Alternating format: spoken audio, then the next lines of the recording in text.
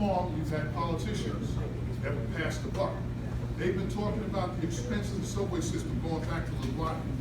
And one will tell you it's the state, and one will tell you that it's the city. It's the city of New York's subway system. But both of them have the ability to appoint people to that board.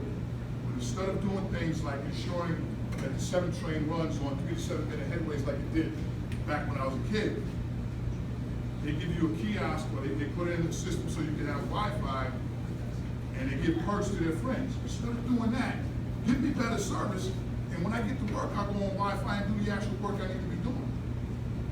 So those are the things that I want to address when I get in the office. There's a couple other things that I can't think of right now, and I apologize about that, but maybe if you ask me a couple of questions, I'll think.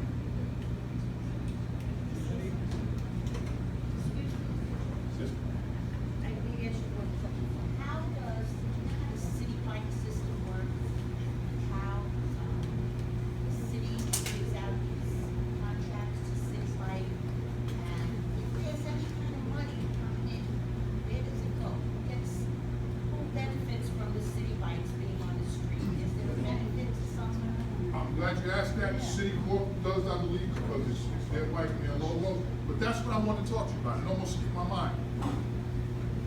The give backs, the variances, right?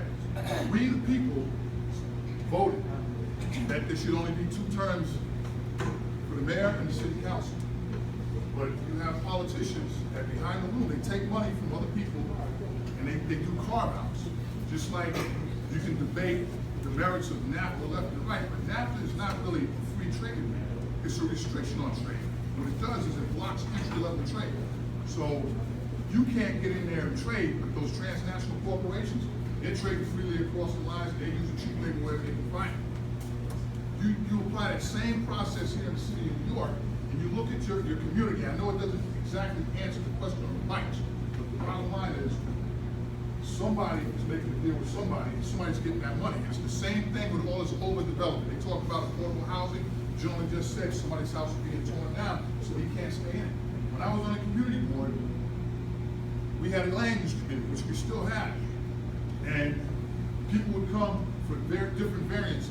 But the problem with that system is just like when I talked about NAFTA, people make carve-outs for themselves and for their buddies. So even though they promised, when I first retired from the Army and moved back to New York City about 12, 13 years ago, that we would always have the skyline of Manhattan to view. Now you have the skyline of Long Island City. Now I'm not casting aspersions, pointing fingers. You can do the math and figure out who's been in office and who's been doing what. But all these variances are being granted, and it's just not right because it's basically a lie. But if you want to go do something, you can't do it because they'll tell you that there's a law that says you can't do it, but other people are getting variances. So that's the problem. 2 terms, no variances. Thank you. Thank you very much for coming. That's Thank you. When you previously came here to run for office, you were a member of a particular political party. Yes. Are you still a member of that party? And if so, how do you feel about the top man in that political party? I'm glad you asked the question. I am a Republican with the endorsement of the Republican Party and the Conservative Party, and I am proud to support our President, Donald Trump.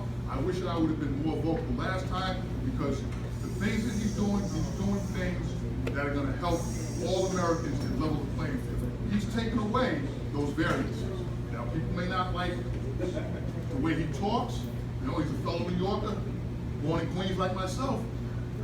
He may need a little polish, but if you look at the substance, Jesus Christ. Thank you very much. look at the substance, he's doing it.